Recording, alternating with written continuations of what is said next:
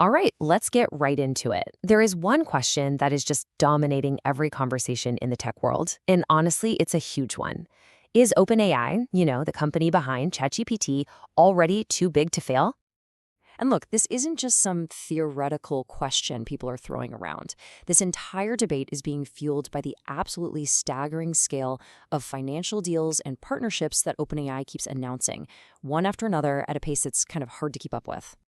And the latest one, a massive $38 billion deal with Amazon for cloud computing. I mean, a deal that big isn't just a partnership, it's a huge statement. And it's a level of investment that really forces you to step back and ask some pretty serious questions. So let's pull back the curtain and really look at the full scope of OpenAI's financial commitments, because it's this mind-boggling collection of deals that's at the very heart of this whole too big to fail conversation. This right here, this really lays out the sheer ambition we're talking about. It's just a never-ending hunt for more and more computing power. Just look at these numbers. A potential $500 billion for the Stargate supercomputer, $100 billion each to NVIDIA and AMD, $38 billion to Amazon, $25 billion to Intel. I mean, the list just goes on. It's staggering. So when you add all of that up, you land here at roughly $1.4 trillion in commitments. No, that is not a typo. It's a number so massive, it has completely changed the game and really changed the whole conversation around this company and its place in the world. Which, of course, brings us to the most critical question of all. It's what every investor, every critic, every analyst is asking. How on earth can a company, even one growing as fast as OpenAI, with revenues around $13 billion, possibly support commitments that are more than 100 times bigger than that? Well, when an investor asked CEO Sam Altman that very question, this was his now famous reply. It was cheeky, it was confident, and for a lot of people, it was pretty alarming. He basically said, hey, if you're getting nervous, don't worry, there's a long line of people waiting to buy your shares. And the backlash came fast. What Altman probably thought was just a confident, off-the-cuff remark, a lot of other people saw as a total mask slip moment. The criticism was pretty sharp. For a CEO who's tried to position himself as this thoughtful global statesman, the comment just came across as super dismissive of some very real concerns. Okay, so before we really dive into the two sides of the argument, it is so important that we're all on the same page about what too big to fail actually means. It's a phrase that carries a lot of weight and has a very specific history.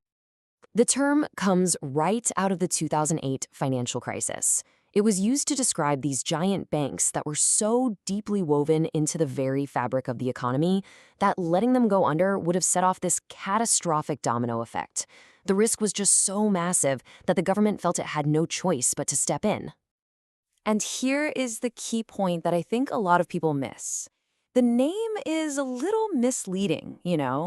It's not actually about how big a company is, like its valuation or how many people it employs. It is all about interconnection. That's the real danger. It's about this tangled web of dependencies where one company failing could cascade through the entire system, pulling everyone else down with it. That is the core idea. Okay, so now that we have that definition locked down, we can really get into the core of the debate.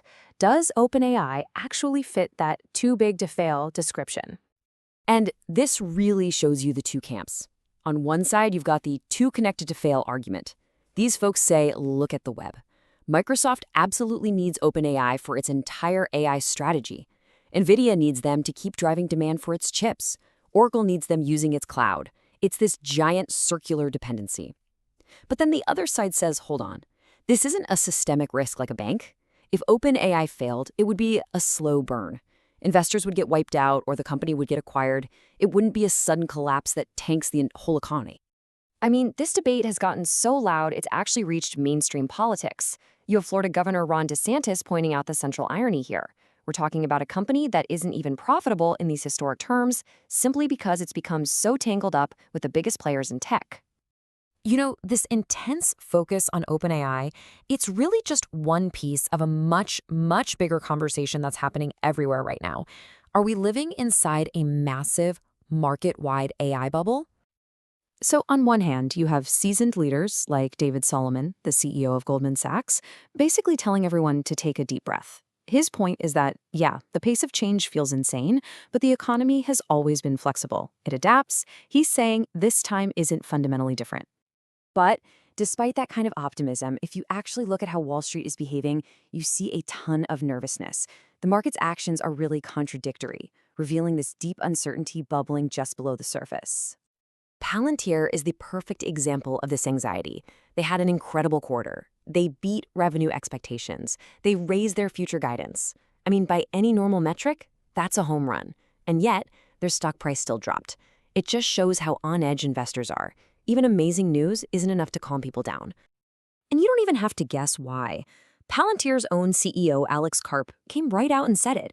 He admitted his company's valuation is in totally uncharted territory. He said, "We are in a nosebleed zone." That phrase just perfectly captures this feeling of being at a dizzying height, where you're not sure what the rules are anymore. And this split is everywhere.